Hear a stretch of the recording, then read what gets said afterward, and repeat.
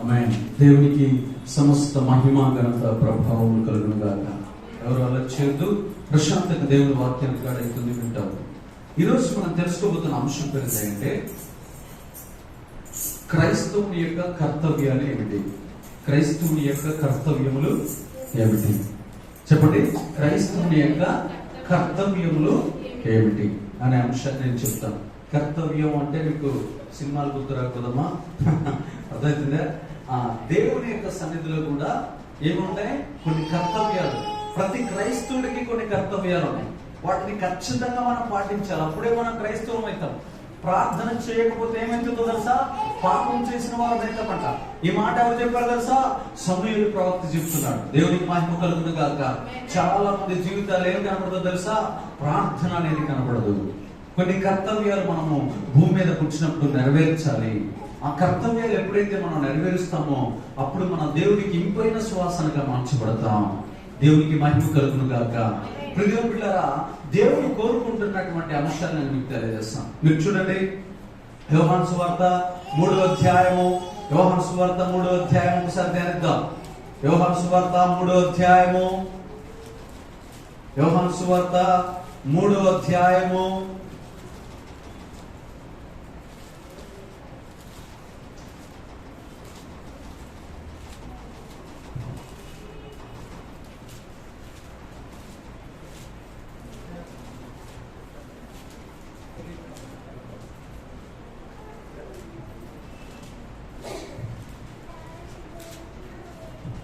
చూడండమ్మా, యోహాను సువార్త 3వ అధ్యాయం 1 నుంచి. యూదుల అధికారి అయిన నికోదేమును పరిశీలుడొక నిమిత్తము అతడు రాత్రి అందు ఆయన యొద్దకు వచ్చి, బోధకుడా, నీవు దేవుని యొద్ద నుండి వచ్చిన బోధకుడు అని మేము ఎరుగుదుము. దేవుడు ఎవరికి తోడై ఉంటేనే గాని నీవు చేయుచున్న సూచక్రియలను ఎవడనో చేయలేడని ఆయనతో చెప్పాడు. అందుకు యేసు అతనితో, ఒకడు కొత్తగా జన్మించితేనే గాని అతడు దేవుని రాజ్యములు చూడలేడని నీతో నిశ్చయముగా చెప్పుచున్నాను. అందుకు నికోదేము, ముసలివాడైన మనుషుడు ఎలా జన్మింపగలడు? రెండో మారు తల్లి గర్భమందు ప్రవేశించి జన్మింపగలడా అని ఆయన అడుగ్గా యేసు ఇట్లనెను, ఒకడు నీటి మూలంగాను ఆత్మ మూలంగాను జన్మించితేనే గాని దేవుని రాజ్యంలో ప్రవేశింపలేడని నీతో నిశ్చయంగా చెప్పుచున్నాను. ఆమేన్. శరీర మూలంగా జన్మించిన శరీరమును, ఆత్మ మూలంగా జన్మించింది ఆత్మనై ఉన్నది. మీరు కొత్తగా జన్మించవాలని నేను మీతో చెప్పినందుకు ఆశ్చర్యపడవద్దు. ఆమేన్. దేవునికి మహిమ ఘనత ప్రభావం కలుగును గాక. మొట్టమొదటి కర్తవ్యం ఏంటంటే, క్రైస్తవుని యొక్క కర్తవ్యం, మొట్టమొదటి క్రైస్తవుని కర్తవ్యం ఏంటంటే తిరిగి జన్మించాలి. చెప్పండి, ఏంటంట? రెండోసారి జన్మించాలి. ఎలా జన్మిస్తారు? రెండోసారి జన్మిస్తారు ఎవరన్నా? జన్మించలేరు. ఒక్కసారి తల్లి గర్భంలో నుంచి జన్మిస్తారు. మరి రెండోసారి ఎలా జన్మిస్తారు అంటే సువార్త వలన జన్మిస్తారు. ఎవరికంటమ్మా? సువార్త ద్వారా జన్మిస్తారు. లేకపోతే దేవుని వాక్యము చేత జన్మిస్తారు. లేకపోతే దేవుని యొద్దకు వచ్చినప్పుడు జన్మిస్తారు. ఎలా జన్మిస్తారు? తల్లి గర్భం నుంచి పుట్టింది మొదలుకొని ఏం చేసేవాళ్ళము? పాపము చేసేవారు, అబద్ధాలు ఆడేవారు, దొంగ చూపులు చూసేవారు, జారత్వపు క్రియలు, మోసపు క్రియలు, ఎన్నో రకాలైనటువంటి వ్యభిచారపు ఆలోచనలు, చెడు తలంపులు, ఇతరులకు హాని చేయాలని, ఇతరులకు కీడు చేయాలని, ఇతరులను చంపాలని, నరహత్య చేయాలని, తగాదాలు సృష్టించాలని, కొండేలు పెట్టాలని, ఎన్నో రకాలైనటువంటి ఇబ్బందులు కలగ చేయాలని, హాని చేయాలని, దూషించాలని, ఎగతాళి చేయాలని ఎన్నో కుయుక్తులు, కుతంత్రాలు పొందుతూ ఉంటాం. అది మొదటి జన్మ. తల్లి గర్భంలో నుంచి వచ్చిన ప్రతి ఒక్కరు భూమి మీద ఉన్న 750 కోట్ల మందిలో ప్రతి ఒక్క వ్యక్తితోటి సాతానుడి పాపం చేయిస్తాడు. సాతానుడి పాపం చేయిస్తున్నాడు కాబట్టి మనం పాపులుగా మారిపోతున్నాం, దేవుని మహిమను పొందుకోలేకపోతున్నాం. అందుకనే నికోదేమంటున్నాడు, అయ్యా, నీలాంటి సూచక్రియలు, అద్భుతాలు, మహత్కార్యాలు చేయాలంటే నువ్వు దేవుడి దగ్గర నుండి వచ్చిన బోధకుడు అని నాకు అర్థమవుతుంది. దేవుడు నీకు తోడుగా ఉంటేనే నువ్వు శవాలు లేపుతున్నావు. దేవుడు నీకు తోడుగా ఉంటేనే వ్యాధులను బాగు చేస్తున్నావు. దేవుడు నీకు తోడుగా ఉన్నాడు కాబట్టి అనేకమైనటువంటి సమస్యల నుంచి ప్రజలను విడిపిస్తున్నావు. అనేకమైన రోగాల నుంచి ప్రజలకి బయటికి తీసుకుని వస్తున్నావు. గుడ్డి వారికి చూపునిస్తున్నావు, గుడ్డి వారికి నడకలిస్తున్నావు, చెవిటి వారికి చెడు వినేటటువంటి వినికిడి జ్ఞానాన్ని ఇస్తున్నావు. సమస్తాన్ని చేస్తున్నావు అంటే దేవుడు నీకు తోడుగా ఉన్నాడని నాకు అర్థమవుతున్నది. నిన్ను దేవుడు నడిపిస్తున్నాడని నాకు అర్థమవుతుంది. యేసు, మరి నేను కూడా నీలాగా చేయాలంటే ఏం చేయాలి అని అడిగినప్పుడు యేసు ప్రభువు అంటున్నాడు, ఒకడు కొత్తగా జన్మించితేనే గాని తప్ప దేవుని రాజ్యంలోనికి ప్రవేశింపలేడు. హల్లెలూయా. దేవుని రాజ్యంలోకి వెళ్ళాలంటే, పరలోకంలోకి వెళ్ళాలంటే నీ పాపము జన్మ చచ్చిపోవాలి. నీ పాపపు జీవితం ఏమైపోవాలి? చచ్చి సమాధి చేయబడాలి. నీ పాపాలు నువ్వే ఒప్పుకోవాలి. నేను వచ్చి ఒప్పియటం కాదు. నీ పాపాలు నువ్వే ఒప్పుకోవాలి. నువ్వు చేసినావు అన్న సంగతి నీకు తెలుసు, దేవుడికి తెలుసు. నువ్వు ఏ తప్పులు చేసావో అది నీకు తెలుసు, దేవుడికి తెలుసు. నీ అంతట నీవే స్వతహాగా వచ్చి దేవుడి సన్నిధిలో, అయ్యా నేను ఇట్లాంటి తప్పుడు పనులు చేశానయ్యా. నిన్నటి రోజు నేను ఒక పాస్టర్ సాక్ష్యం ఉన్నాను యూట్యూబ్ లో. దాంట్లో ఏమనుందో తెలుసా? ఆయన ఒకప్పుడు మాంత్రికుడు అంట, ఒకప్పుడు జ్యోతిష్కుడు అంట, చిలక జ్యోతిష్యం చెప్పేవాడంట. చిలక జ్యోతిష్యం చేస్తూ కొన్ని వందల వేల లక్షల మంది ప్రజలు మోసం చేశాడంట. ఆయన యేసయ్య దగ్గరికి రాగానే ఇప్పుడు బయటికి ఏమొస్తుంది? సత్యం బయటికి వస్తుంది. హల్లెలూయా! ఏమొస్తుంది? సత్యం. అయ్యా మేము ఏమి తాటాకుల్లో అదిగో చిలకకి ట్రైనింగ్ ఇచ్చేవాళ్ళమయ్యా, ఆ పత్రంది అని చెప్పేవాళ్ళంట చిలకకి. ఆ తర్వాత దానికి సైకిల్ చేస్తే సైకిల్ ప్రకారం ఒక కార్డు తీస్తుందంట. ఆ కార్డు తీసినట్టు వీడి దగ్గర 10,000, 20,000, 30,000 వసూలు చేస్తాడు. చూడండి ప్రియమైన బిడ్డలారా, ఆయన పాపాన్ని బయటికి తీస్తున్నాడు. ఎందుకో తెలుసా? ఆయన తిరిగి జన్మించాడు. ఏమైనాడు? ఆయన ఏమైనాడు? తిరిగి జన్మించాడు కాబట్టి నిష్కలంకంగా యథార్థంగా అక్కడ ఏమని చెప్తున్నాడు తెలుసా? నేను మార్చబడ్డానండి, నేను తిరిగి జన్మించానండి. తల్లి గర్భం నుండి వచ్చిన జన్మ కాక మరొక జన్మ వాక్యము వలన నేను జన్మించాను, సువార్త వల్ల నేను జన్మించాను, దైవజనుడి యొక్క మా ఇంటికి దర్శించడం వల్ల నేను జన్మించాను. దర్శనం వల్ల, కళల వల్ల, దేవుడి యొక్క స్వరం వల్ల, వాగ్దానాల వల్ల, అనేక రకాలుగా మా ఇంటి దగ్గరకు వచ్చినటువంటి ఆత్మీయుల వల్ల, విశ్వాసుల వల్ల నేను తిరిగి జన్మించబడ్డాను, నేను పాపము నుండి విడిపించబడ్డాను అని నువ్వు చెప్పాలి. నువ్వు చెప్పిన వరకు నువ్వు కనుక నీ పాపాన్ని బయటికి తీసి నేను ఒకప్పుడు ఇలాంటి నీచున్నాండి అని చెప్తే ఈ దేశంలో ఎవరైనా సరే మారిపోవాల్సిందే. హల్లెలూయా! ఈ రోజున క్రైస్తవుల మీద దాడి జరుగుతున్న క్రైస్తవులు చెప్పాల్సింది ఏంటో తెలుసా? మేము ఒకప్పుడు దుర్మార్గులం, ఒకప్పుడు పాపులం, ఒకప్పుడు నీచులం, ఇప్పుడు మారమంటావా? లేకపోతే మారకుండా మళ్ళీ పాపలోకంలోకి పోయి నీ ఇంటికే కన్నమేయమంటావా అని చెప్పు. ఖచ్చితంగా అతన్ని జోలురాడు. ఏమని చెప్పాలి? మారమంటావా? మారి మంచిగా బతకమంటావా? బైబిల్ చదువుకోమంటావా? లేకపోతే మళ్ళీ పాత రకంగా గొడ్డలు పట్టుకోమంటావా? మళ్ళీ పాత రకంగా హత్యలు చేయమంటావా? మళ్ళీ పాత జీవితం ప్రకారం మళ్ళీ తప్పులు చేయమంటావా? ఏదే చాయిస్ యువర్ సెల్ఫ్. నువ్వు ఏ చాయిస్ ఇస్తే నేను ఆ చాయిస్ తీసుకుంటా అన్నప్పుడు ఆయన ఏమంటాడు? మంచిగా ఉండయా అంటాడు. ఆమేన్. దేవునికి మహిమ కలుగును గాక.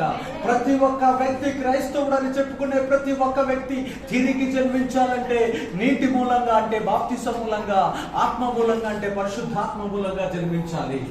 అంటే సత్య సంబంధిగా మార్చబడాలి. ఒకవేళ సత్య సంబంధిగా మార్చబడకపోతే నువ్వు చేసినటువంటి పాపాలనే ఆధారం చేసుకుని దెయ్యాలు నీ ఇంట్లోకి వస్తాయి. ఈ దయ్యాలు నీ ఇంట్లోకి వస్తే ఏం జరుగుతుందో తెలుసా? మనశ్శాంతి ఉంటుందా? ఉండేదు. నెమ్మది ఉన్నిస్తుందా? ఉండేదు. సమాధానం ఉన్నిస్తుందా? ఉండేయో. ఈ పాపపు శక్తులు నువ్వు చేసిన పాపాన్ని ఆధారం చేసుకుని నీ కుటుంబాన్ని ఏలతాయి, నీ జీవితాన్ని ఏలతాయి. రాత్రిపూట నిద్రపోతున్నా నీకు మంచి నిద్ర రాకుండా చెడు కళల రూపంలో వచ్చి నీ మీద వచ్చి తొక్కుతాయి. తొక్కుతున్నప్పుడు అర్థమైంది, నేను ఇంత పెద్ద బలంగా ఉన్నాను, నేను 6 అడుగులున్నాను, 7 అడుగులున్నాను అంటే దెయ్యం నీకు భయపడదు. ఒరే బాబు, నువ్వు 10 అడుగులున్నా సరే నువ్వు చేసిన పాపాన్ని బట్టి నేను నీ మీదకి వచ్చి ఏలతున్నాను. ఏం చేస్తున్నాను? ఏలుతున్నాను. ఒక అమ్మాయి తర్రాకలో ఉంటది, సుమారు 20 సంవత్సరాల వయసు అమ్మాయి వచ్చి చేతులు పట్టుకుని ఏడుస్తుంది. అన్నా, నేను పైకి మాత్రమే నీకు మంచిగా కనబడుతున్నాను, కానీ నా యొక్క జీవితం, నా హృదయం, నా రాత్రి పూట జీవితాన్ని కనుక చూస్తే నేను చచ్చిపోతానన్నా. అంత భయంకరమైనటువంటి దురాత్మలు నా మీద పతనం చేస్తున్నాయి. పాపముతో నేను పొర్లాడుతున్నాను, పాపంతో జీవిస్తున్నాను, అసలు నాకు ప్రశాంతతే లేదని చెప్తుంది. ఎంత యథార్థంగా చెప్తుందో చూడండి. కారణం ఏందో తెలుసా? దైవజనుడి దగ్గరకు వచ్చినప్పుడు, పాపాన్ని ఒప్పుకున్నప్పుడు దైవజనుడు పాపము తొలగిపోయేటట్లు ప్రార్థన చేస్తాడు. ఒకప్పుడు మోషే గారి దగ్గరికి వచ్చి చెవిలో చెప్పేవారు, ఏమని చెప్పేవారు? అయ్యా నేను ఒక హత్య చేశానయ్యా, అయ్యా నేను ఒకప్పుడు ఇదిగో తప్పుడు పని చేశానయ్యా, నన్ను క్షమించమని ప్రార్థన చేయండి. ఆయన చెప్పేవాడు, గువ్వల జతలను, ఎడ్ల జతలను, గొర్రె పిల్లల జతలను తీసుకొని రండి, నేను బలిచ్చి ఆ పాపం మీ దగ్గరికి లేకుండా తుడిచివేస్తానని చెప్పేవాడు. కానీ ఇప్పుడు ఆ టైం ఉందా? ఇప్పుడు ఆ కృప ఉందా? లేదు. ఇప్పుడు అలా కాదు. ఇప్పుడు నీ అంతటి నువ్వు ఒప్పుకోవాలి, యేసయ్యని తప్పులు క్షమించాలి. హల్లెలూయా! చూడండి ప్రియమిత్రులారా, నీ పాపములు కడగబడాలి. ఇది మొట్టమొదటి కర్తవ్యం. మొట్టమొదటి విషయం అని తెలుసా? నువ్వు సత్య సంబంధిగా మారిపోవాలి. ఎలా మారిపోవాలి? సత్య సంబంధిగా మారిపోవాలి. ఒకవేళ నువ్వు సత్యానికి స్తంభంగా ఉండకపోతే, ఒకవేళ నువ్వు వేషధారిగా ఉంటే, నువ్వు అబద్ధికుడిగా ఉంటే, నువ్వు దొంగగా ఉంటే ఎవరన్నా వదిలిపెడతారేమో కానీ దెయ్యాలు మాత్రం నిన్ను వదిలిపెట్టవు. నువ్వు కలగంటున్నావు, నా మాట వింటది, నేను పెద్ద సినిమా యాక్టర్ని, నేను పెద్ద బిజినెస్ మ్యాగ్నెట్ని, నేను అందరికంటే గొప్ప, నువ్వు కలగంటున్నావేమో, వాళ్ళని కూడా తొక్కేస్తున్నాయి దెయ్యాలు. ప్రియదేవుని బిడ్డలారా, మొన్న రోజున ఒక ఆమె అంటుంది, మా యొక్క ఇండస్ట్రీకే ఏ పాపం చుట్టుకుంది, మేము ఏ తప్పు చేసాము, అందరూ చచ్చిపోతున్నారని ఏడుస్తుంది. మీరు చేసేదే పాపాలమ్మా, మీరు చేసేదే పాపాలు. మీకు ఒంటి మీద వస్త్రాలు నిలబడతాయమ్మా. ఎంతమంది జీవిత లక్ష్యాలను జరగొడుతున్నారమ్మా మీరు. మళ్ళీ మాకెందుకు ఇలాగ మరణాలు వస్తున్నాయని ఏడుస్తున్నావు నంగనాచిలాగా. నువ్వు ఒంటి మీద డ్రెస్సు నిలబడతాదా నీకు? ఎంత భయంకరంగా కొన్ని కోట్ల మంది యవనస్తులని, ఒక్క హీరోయిన్ 30 కోట్ల మంది యవనస్తులను చెడగొట్టుద్దండి ఒక్క హీరోయిన్. ఎంత పాపం అండి. చూడండి ప్రియదేవుల, ఇతడు కలెక్టర్ కావాలనుకుంటాడు, ఈమెను చూసి కలెక్టర్ కాదు, కలెక్టర్ ఆఫీస్ లో ప్యూరు కూడా కాదు. కారణం ఏంటంటే ఆమె పడగొడుతుంది, తన యొక్క లక్ష్యాన్ని చెడగొడుతుంది. తన స్వార్థం కోసం, తన యొక్క సొంత ప్రలాభం కోసం, స్వలాభం కోసం ఆమెను కొట్టేవాడు కానీ, తిట్టేవాడు కానీ, సరిచేసేవాడు కానీ లేకనందున ఈ రోజున దేశాన్ని భ్రష్టు పట్టిస్తుంది, వ్యభిచార ఆత్మతో నింపుతుంది ఈ దేశాన్ని. ఆలోచించండి ప్రియమైన బిడ్డలారా, మారు మనసు పొందాలి. నువ్వు మారు మనసు పొందటమే క్రైస్తవుడి యొక్క మొట్టమొదటి లక్షణం, మొట్టమొదటి కర్తవ్యమైనది. రెండోది తెలియజేస్తాను చూడండి, అపోస్తలుల కార్యములు 2వ అధ్యాయం 46వ వచనం. అపోస్తలుల కార్యములు 2వ అధ్యాయం 46వ వచనం. అపోస్తలుల కార్యములు 2వ అధ్యాయం 46వ వచనము క్రైస్తవుడి యొక్క రెండో లక్షణము, రెండో కర్తవ్యం ఏమైందో తెలుసా? 2:46. మరియు వారు ఏక మనస్కులై ప్రతిదినము దేవాలయములో తప్పక కూడుకొనుచు, ఇంటింట రొట్టె విరుచుచు, దేవుణ్ణి స్తుతించుచు, ప్రజలందరి వలన దయ పొందిన వారై ఆనందముతోనూ నిష్కపటమైన హృదయముతోనూ ఆహారము పుచ్చుకొనుచుండిరి. మరియు ప్రభు రక్షణ పొందుచున్న వారిని అనుదినము వారితో చేర్చుచుండెను. దేవునికి మహిమ కలుగును గాక. రెండో కర్తవ్యం ఏంటో తెలుసా? అనుదినము తప్పక దేవుని మందిరానికి వస్తూ ఉండాలి. నువ్వు దేవుని సన్నిధిలో ఏముంటాయో తెలుసా? దేవుని సన్నిధిలో కృప, దేవుని సన్నిధిలో బలము, దేవుని సన్నిధిలో అభిషేకం ఉంటది. దేవుని సన్నిధిలో కూర్చొని గంటలు ప్రార్థన చేసుకుంటే నెమ్మది. చాలా మంది పెద్ద రియల్ ఎస్టేట్ చేసే వాళ్ళందరూ ఇక్కడికి వచ్చి కూర్చుంటారు సోమవారం నుంచి శనివారం దాకా. పాస్టర్ గారు అసలు ఎంత ప్రశాంతంగా ఉందండి మా జీవితం. అయ్యా పాస్టర్ గారు, మీరు మాకు తాళం ఇచ్చి వెళ్ళిపోండి, మేము ఇక్కడ ఒక రోజంతా పూర్తిగా ఉండాలనుకుంటున్నాం. ఏం లేదు మనసులో, ప్రశాంతత లేదు, నెమ్మది లేదు, కుటుంబంలో ఏముంది? గొడవలు, కొట్లాట్లు, కల్లోలాలు. చూడండి ప్రియదేవుని సంగమా, ఏమని రాస్తున్నాడు తెలుసా? మీరు అనుదినము తప్పక మీ దేవుని మందిరము, దేవుని సన్నిధిని సేవిస్తూ ఉండాలి. దేవుని సన్నిధిలో ఏం చేస్తూ ఉండాలంటే మనము సేవిస్తూ ఉండాలి. దేవునికి మహిమ కలుగును గాక. అనుదినము. అక్కడ మళ్ళీ ఒకసారి చదవండి 2:46. మరియు వారు ఏక మనస్కులై ప్రతి దినము దేవాలయంలో తప్పక కూడుకొనుచు, ఇంటింట రొట్టె విరుచుచు, దేవుని స్తుతించుచు, ప్రజలందరి వలన దయ పొందిన వారే ఆనందముతోనూ నిష్కపటమైన హృదయముతోనూ ఆహారము పుచ్చుకొనుచుండిరి. ఆనందం ఎక్కడుందంట? దేవుని మందిరంలో ఆనందం ఉంది. దేవుని మందిరంలో ఏముంది? ఆనందం ఉంది. సినిమాలు చూస్తున్నప్పుడు, సీరియల్స్ చూస్తున్నప్పుడు నీకు ఆనందము, శరీరానికి ఆనందం ఉందేమో కానీ ఆత్మలో ఆనందం ఉంటుందా? ఆత్మలో ఆనందం ఉండదు. శరీరానికి మాత్రమే ఆనందం ఉండదు. కానీ అక్కడ రాస్తున్నటువంటి మాట ఎందుకు తెలుసా? ఆత్మలో ఆనందం ఉండేది కలగజేస్తాను. ఆనందముతోనూ నిష్కపటమైనటువంటి ఏం రాశాడు? హృదయముతోనూ ఆహారము పుచ్చుకొనుచుండిరి. అనుదినము తప్పక దేవుని సన్నిధిలో ఏమైతున్నారంట? వారు కూడుకొనుచు. రెండో కర్తవ్యం ఏంటో తెలుసా? దేవుని సన్నిధికి రావాలి. దేవుని సన్నిధికి వచ్చి దేవుని సన్నిధిలో కూర్చొని మనం ఏం చేయాలి? అనుదినము ప్రార్థన చేసుకుంటూ ఉండాలి. చెప్పండి, ఏం చేయాలమ్మా? ప్రార్థన చేసుకుంటూ ఉండాలి. గుర్తుపెట్టుకుని ప్రియనుకున్నారు, ఇక్కడ మీరందరూ మంచిగా కనపడుతున్నారు కానీ మీ మీద ఉన్న శక్తులు ఒకప్పుడు ఎలా ఉండేది? ఈ మందిరానికి రాకదొరికి మిమ్మల్ని ఏం పట్టి పీడిస్తున్నాయి నాకు తెలుసు. ఆ ఒక్కొక్క స్టోరీకి నేను చెప్తే ఆశ్చర్యపోతాను. అనగలమ్మా, ఇగో ఇక్కడ ఒక తల్లి ఉంది, అమ్మ పేరు యూహిత. ఒక నాలుగు దెయ్యాలు పట్టించుకొని వచ్చింది. 4 దెయ్యాలు, మాంత్రిక శక్తులు 70,000 రూపాయలు ఆమెను చంపేయాలని ప్రయత్నం చేస్తున్నాయి.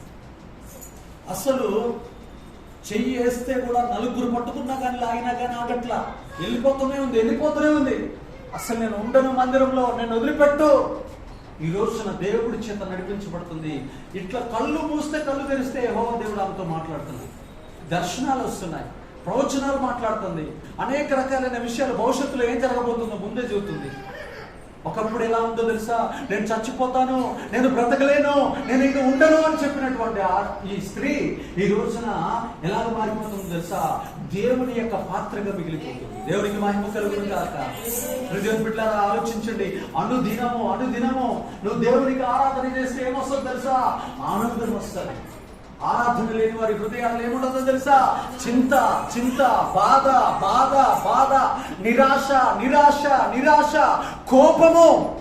కానీ నువ్వు ఆరాధన చేస్తే ఏమొస్తుందో తెలుసా? దేవుడి కాడి నుంచి నీ కాడికి ఆనందం కలుగుతారు.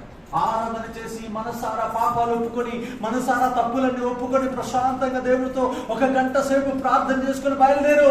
నీ ముందు ఈ లోకము సాగిలపడునుగాక, నీ ముందు రోగములన్నీ సాగిలపడునుగాక, నీ ముందు శత్రువులందరూ లోపడదురుగాక, నీ ముందు ప్రతి విధమైన సమస్య నీ కాళ్ళ కిందికి వచ్చునుగాక, ప్రతి అప్పు కొట్టివేయబడునుగాక.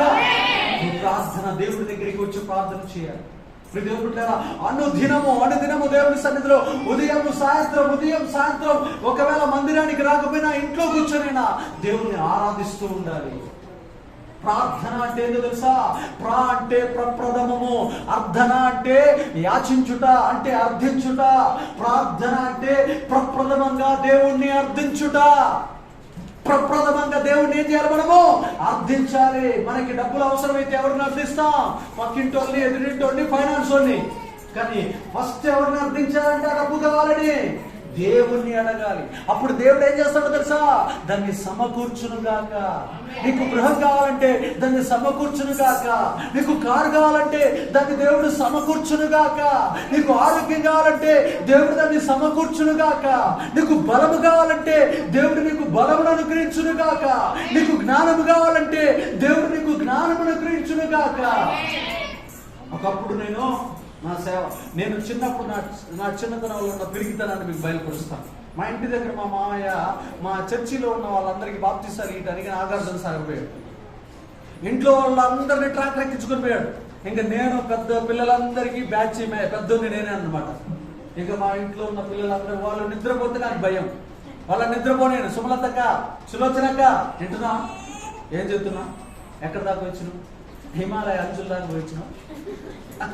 అక్కడికి వచ్చి అక్కడ ఏమన్నా చేసానా?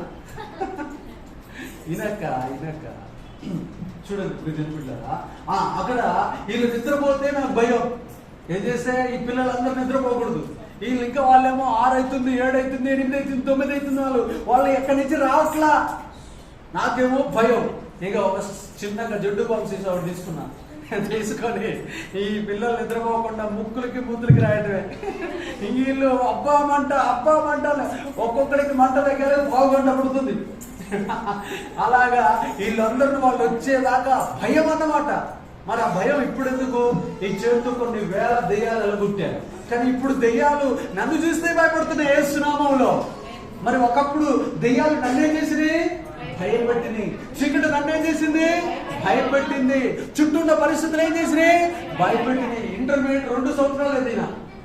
మా ఊరు నుంచి 6 కిలోమీటర్లు పోవాలి సైకిల్ మీద పోతున్నానంటే ఒక చెయ్యి క్యారేజ్ మీద, ఒక చెయ్యి హ్యాండిల్ మీద.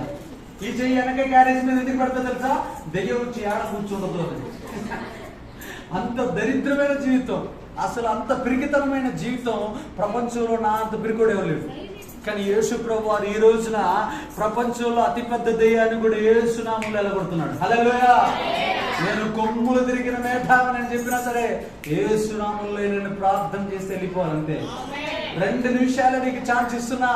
5 నిమిషాల కల్లా నువ్వు ఎక్కువ సమయం ఉండకూడదు. దేవుని సంగమా, యేసయ్య దగ్గరకు వస్తే ఏమిస్తాడో తెలుసా? యేసయ్య సన్నిధిలో గడిపితే ఏమిస్తాడో తెలుసా? ధైర్యాన్ని ఇస్తాడు. ఏమిస్తాడు? ధైర్యాన్ని ఇస్తాడు. పిరికితనాన్ని ఏం చేస్తాడు? చంపేస్తాడు. పిరికితనాన్ని ఏం చేస్తాడు? చంపేస్తాడు. ఒకప్పుడు పోలీసు వాళ్ళతో మాట్లాడాలంటే గజ్జ గజ్జ గజ్జ ఉనికేవాడిని. ఇప్పుడు పోలీస్ స్టేషన్కి పోయి పంచాయతీలు తీరుస్తున్నా. హల్లెలూయా! అది దేవుని శక్తి అంటే. ఏడుదో తెలుసా దేవుని సంగమా, గుర్తుపెట్టుకో, నీ జీవితంలో దేనికైతే భయపడుతున్నా, కూర్చో కూర్చో, నీ జీవితంలో దేనికైతే నువ్వు భయపడుతున్నావో, దేనికైతే నువ్వు కలవరపడుతున్నావో, దేనికైతే నువ్వు ఓడిపోతున్నావు, దేని విషయంలో అయితే నువ్వు ఓడిపోతున్నావో అక్కడే జై జెండా ఎగరేస్తాడు నా యేసయ్య. యేసు ప్రభువారికి మాత్రమే శక్తి ఉన్నది. పరిశుద్ధాత్మ దేవుడు నువ్వు కమ్ముకున్నప్పుడు, ఆయనతో అనుదినమును సహవాసం చేసినప్పుడు ఆయన నీకేమిస్తాడంటే ధైర్యాన్ని ఇస్తాడు, బలాన్ని ఇస్తాడు, అధికమైనటువంటి శక్తిని ఇస్తాడు. పాపం నీ దగ్గర లేకపోతే నువ్వు ఎంత ధైర్యం ఉంటావు తెలుసా?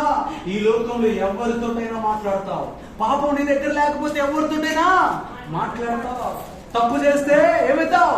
తలదించుకుంటావు, భయపడతావు. యేసు ప్రభువు దగ్గరికి వస్తే నిన్ను ఎలా చేస్తాడు తెలుసా? పాపం అంటని పరిశుద్ధుడిగా మారుస్తాడు. హల్లెలూయా! అప్పుడు నీకేమొస్తుంది తెలుసా? ఇండైరెక్ట్ గా ఆటోమేటిక్ గా నీ దగ్గరికి ధైర్యము, బలము, శక్తి వస్తారు. ధైర్యము, బలము, శక్తి వస్తారు. మాంత్రికులు మన ఎదురు నుంచి నడుచుకుంటూ పోతా ఉంటారు. చాటుబుల్లు చేసేవాళ్ళు, అబద్ధాలు ఆడేవారు, మోసగాళ్ళు, కపటం కలిగిన వారు, చెడు దృష్టి కలిగిన వాళ్ళందరి మధ్యలోంచి మనం నడుచుకుంటూ పోతా ఉంటాం. అయినా సింహం లాగానే ధైర్యం ఉంటాం. కారణం ఎందుకు తెలుసా? వాడు నిన్ను ఎంత కీటుగా చూసినా, అతను నీ మీద ఎన్ని ప్రయోగాలు చేసినా నీకు ఒక్క ఇంచు కూడా అంటది. కారణం ఎందుకు తెలుసా? అమ్మా, మేము ఆయన జోలి పోలేము. అతని పక్కన ఎవరున్నారు తెలుసా? సైన్యములు కలిగిన యెహోవా ఉన్నాడు. ఎవరున్నారు? సైన్యములు కలిగిన.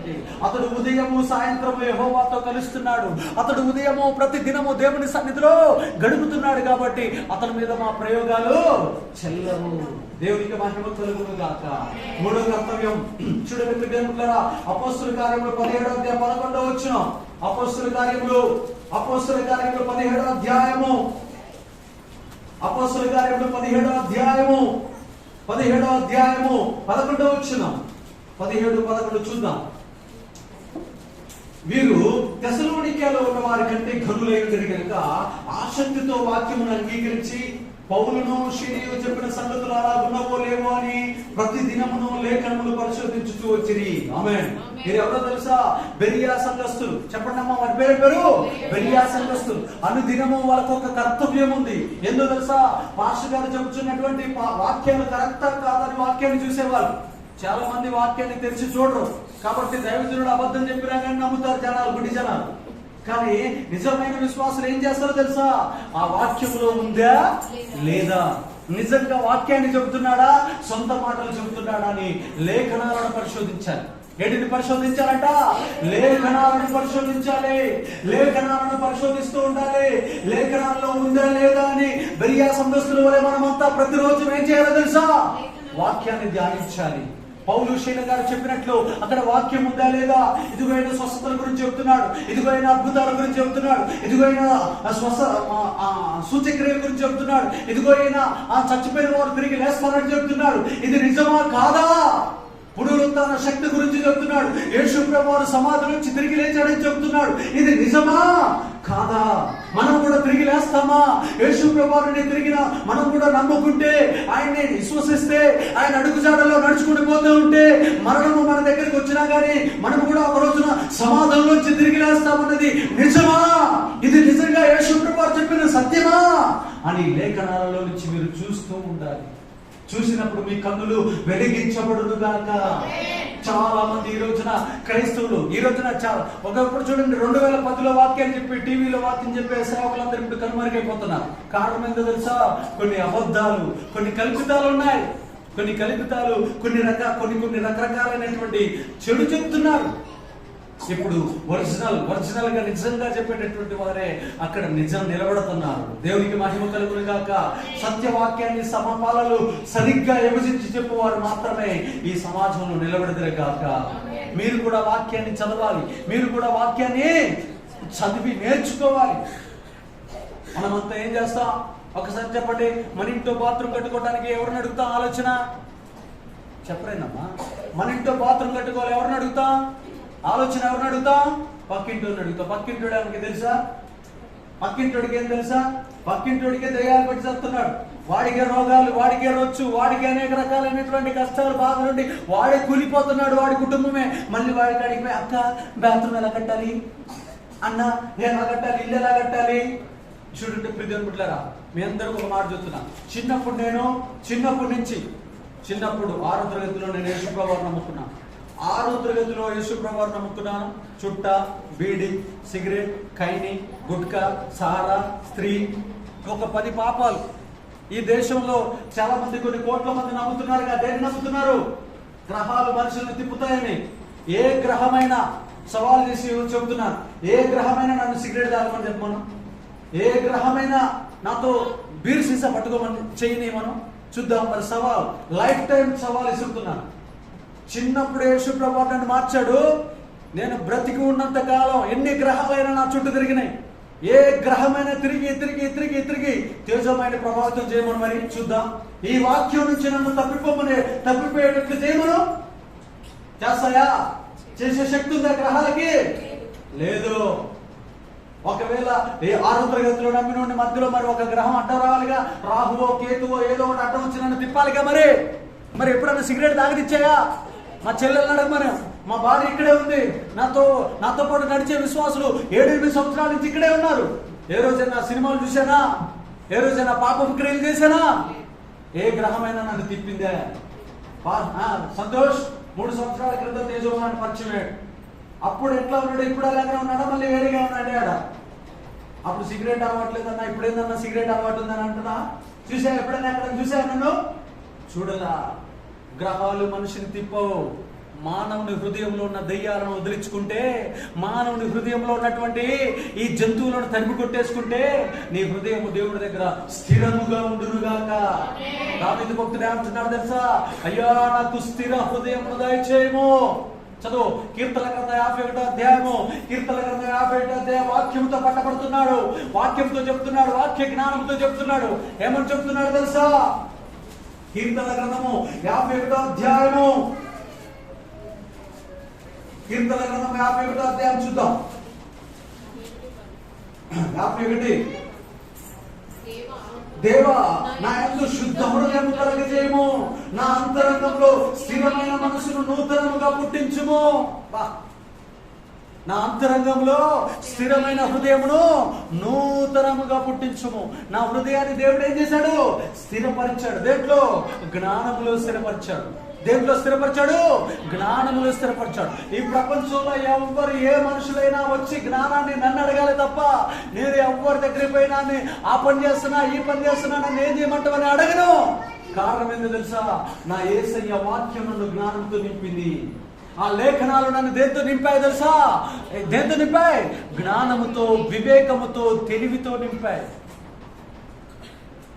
సిగరెట్ తాగట్లేదు కాబట్టి సిగరెట్ తాగిన వాళ్ళందరినీ మారుస్తున్నాం.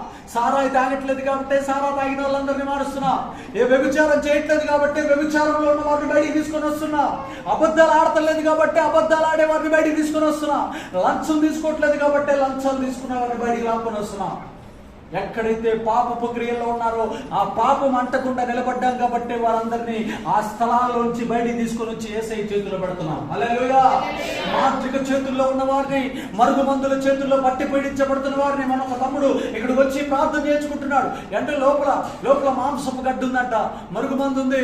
వచ్చి ప్రార్థన చేస్తుంటే గచ్చ ఉడుకుతూ వామిటింగ్ చేసుకుంటున్నాడు. ఏంది బ్రదర్ అంటే, అన్న నాకు వామిటింగ్ వస్తుందంటే అక్కడ పోయి వామిటింగ్ చేసుకుని రానగానే అక్కడ పోయి చేసుకున్న తర్వాత నా దగ్గరకు వచ్చి, అన్న నా కడుపులో నుంచి ఒక మాంసపు గడ్డ పడ్డదన్నా.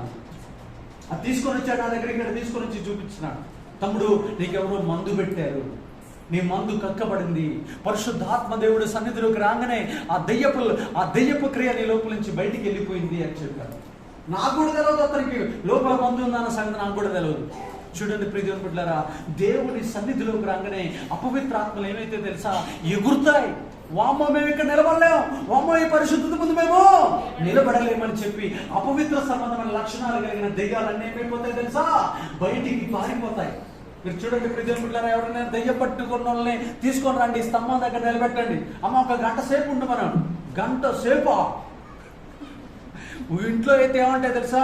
నాకు చికెన్ తీసుకురా, నాకు మటన్ తీసుకురా, నాకు మేఘమూతుని తీసుకురా, నాకు సారా సీసా తీసుకురా, నాకు ఇంకా తెల్ల పట్టు చీర ఎర్ర పట్టు చీర తీసుకురా అని అడుగుతారు. మందిరంలో తీసుకొచ్చి అమ్మ ఒక గంట సేపు బయట ఉన్నాము, నేను బయటికి పోయి వాక్యం చెప్పొస్తానంటే గంట సేపు ఉండలేను. దెయ్యం గంట సేపు నేను ఉండలేను ఈ పరిశుద్ధత ముందు, ఈ దేవుడి ముందు నేను నిలబడలేను. నన్ను ఎల్లగొట్టి నేను పోతా, ఇట్లా ఆ వీడియోలన్నీ నా యూట్యూబ్ ఛానల్లో చూడండి కావాలంటే. ప్రియదేవుని బిడ్డలారా, ఎన్ని వేల దెయ్యాలు ఇక్కడ నిలబడలేక పారిపోతాయి. ఆలోచించింది ప్రియదేవుని సంగమా. కారణం ఏందో తెలుసా? అక్కడ రాస్తున్నటువంటి మాట, నా లోపల స్థిరమైన హృదయమును నూతనముగా పుట్టించుము. ఏ హృదయానంట? స్థిరమైన హృదయం. ఇదిగో సీరియల్స్ చూస్తే పడిపోయింది, డబ్బును చూస్తే పడిపోని, స్త్రీలను చూస్తే పడిపోని, అందాన్ని చూస్తే పడిపోని, లోకాన్ని చూస్తే పడిపోని, వస్తువులు చూస్తే పడిపోని, వాహనాలు చూస్తే పడిపోని, గృహాలు చూస్తే పడిపోని, మందులు చూస్తే పడిపోని, ఆత్మ నా లోపల స్థిరముగా నూతనంగా పుట్టించు. ఈ నెలలో కొన్ని వందల వేల మంది పడిపోతారు. దేని చూసి? క్రిస్మస్ చీరలు వస్తాయిగా, డబేలు మంది పడిపోవడమే. ఏసునామంలో ఆ చీరలకు పడిపోకుండా ఉంటుంది కాదు. చాలా మంది ఇంకా ఆ చీర చూస్తారు, ఇంకా అయ్యగారిని ఏదిస్తూ ఉంటారు. ఏసునామంలో చీరల కోసం వేధించే ప్రతి అయ్యగారు నాకు ఫోన్ చేయదు కాక, వారికి బుద్ధి చెప్పేది కాక. ఆమేన్. ప్రియమైన బిడ్డలారా, ఆలోచించండి. వాటికి రంగుల ప్రపంచానికి మీరు దానికి కదిలించబడగాకండి. రంగుల ప్రపంచానికి మీరు కదిలిపోకూడదు. మనం ఎలా ఉండాలో తెలుసా? స్థిరంగా ఉండగలము గాక. అందుకని మనం ఎక్కడికి రావాలంట? వాక్యం మందు లేఖనాలను రోజు లేఖనాలను ఏం చేయాలంట? పరిశీలిస్తూ ఉండాలి. బ్రదర్ సంతోషం ఒక మాట అడుగుతాను. బ్రదర్, క్రైస్తవులు ఎవరైనా చచ్చిపోయారనుకో, క్రైస్తవులు పుట్టినప్పుడు ఏం చేయాలో రాసిన దేవుడు, చచ్చిపోయినప్పుడు ఏం చేయాలో రాస్తాడా రాయడా? అంత పిచ్చోడా మన దేవుడు? జ్ఞానం లేనివాడా? నిన్న ఒక ఆమె జోర్డాన్ వార్తల్లో చెబుతుంది. ఏమని చెబుతుంది? ప్రతి రాష్ట్రానికి ఒక పండుగ ఉంది, కానీ దునియా మొత్తానికి, ప్రపంచం మొత్తానికి ఒకే ఒక పండుగ ఉందనేది క్రిస్మస్ పండుగ. యేసు క్రీస్తును ఆరాధించేటటువంటి పండుగ. అంటే ప్రపంచం మొత్తానికి ఒకే పండుగ. చూడండి, అంత గొప్ప జ్ఞాన సంపన్నుడైన యేసు ప్రభు వారు ఒక మనిషి చచ్చిపోయిన తర్వాత ఏం చేయాలో రాస్తాడా రాయడా? మరి రాస్తాడు. మరి నువ్వేం చేస్తావు చెప్పమ్మా. అక్కడ ఏం రాశాడు తెలుసా? ఒక వ్యక్తి చనిపోయిన తర్వాత అతన్ని పాతి పెట్టి ఏం చేయాలి? కాల్చివేయకూడదు. పాతి పెట్టి, పెట్టెలో పెట్టి పాతి పెట్టాలి. ఎందుకు తెలుసా? ప్రభు రాకడ వచ్చేటప్పుడు మళ్ళీ అదే దేహంతో తిరిగి లేవాలి. ఒకవేళ నీ కన్ను గాని, నీ చెవులు గాని, నీ ముక్కు గాని ఎవరికైనా ఇచ్చావా, నువ్వంతే గుడ్డోడిగా రాస్తావు పరలోకానికి. నజరీయుడైన యేసు నామములో నీ అవయవాలు ఎప్పటికీ దానం చేయకుండా ఉండేదవు గాక. కారణం ఏందో తెలుసా? ప్రభు రాకడికి ఎత్తబడేటప్పుడు నువ్వు ఎలా ఉండాలో తెలుసా? ఈ అవయవాలు ఎక్కడ నిర్మించబడ్డాయో తెలుసా? తల్లి గర్భమందు కాదు. ఇటు నిర్మించింది ఎక్కడో తెలుసా? దేవుడు పరలోకమందు నిర్మించాడు. ఇదే మహిమ దేహాన్ని, ఇదే మట్టి దేహాన్ని రేపొద్దున పరలోకంలో మనం మహిమ దేహంగా చూడబోతున్నాం. ఏ దేహంగా చూడబోతున్నాం? మహిమ దేహంగా చూడబోతున్నాం. ఈ మహిమ దేహానికి రూపాంతరము చెందబోతున్న టైంలో గనుక ఆ దేహంలో ఉన్న అవయవాలని గనుక ఎవరికైనా ఇచ్చావనుకో, నువ్వు ఎలా ఉంటావు తెలుసా? పరలోకంలో అలాగే నువ్వు కురూపిగా ఉంటావు. గుర్తుపెట్టుకుని ప్రియమిత్రులారా, శవాలను కూడా వదిలిపెడతా సాతాను గాడు. శవాల దగ్గర కూడా రాజకీయాలు చేస్తున్నాడు భూలోకంలో సాతాను. కాబట్టి ఇక్కడ చచ్చిపోయిన వ్యక్తిని పాతి పెట్టిన తర్వాత అతను తీసుకుని వచ్చి, యేసేపు గారిని పాతి పెట్టిన తర్వాత తీసుకుని వచ్చి ఏం చేశారు? స్నానం చేసి ప్రార్థన చేసుకున్నారు. ఏం చేశారమ్మా? స్నానం చేసి ప్రార్థన. మరి నువ్వేం చేస్తావు? వచ్చి దీపం ఆర్పారు. ఒక పాస్టర్ ఏం చెబుతున్నాడు, అయ్యా ఏంది అక్కడ పెట్టిన ఏంది చీకటి గదులు ఏందో పెట్టిన అంటే దీపం పెట్టినా. ఎందుకు దీపం ఎందుకు పెట్టింది? నా భార్య చచ్చిపోయిందయ్యా, ఆమె మళ్ళీ వచ్చి ఇక్కడ కూర్చుంటుందయ్యా, ఆమె వచ్చి కూర్చుంటుందా? ఉంటుందా? ఒక వ్యక్తి చచ్చిపోయిన తర్వాత పరిశుద్ధుడైతే పరదేశికి వెళ్ళిపోతాడు.